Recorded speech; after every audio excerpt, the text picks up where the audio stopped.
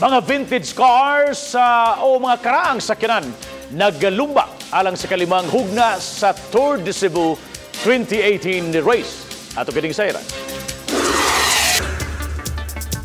Moabot sa 30 ka mga vintage cars ang naglumba sa Bohol alang sa ikalima nga hugna sa Tour de Cebu 2018. Naglakip kini sa mga vintage cars nga nahimo sa tuig 1970 paubos.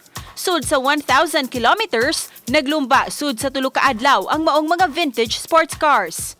Namugna kini sa mga organizers tungod sa ilang kamahiligon ug sa ilang passion sa maong klase sa mga sakyanan.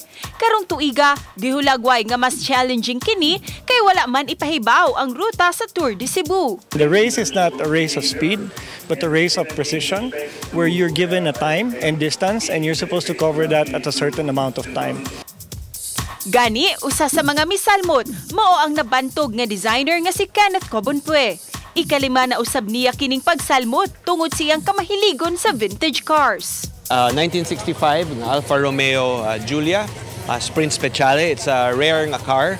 This was really a concept car that's found in museums, and Alfa Romeo decided to make a production car, but they only made very, very few.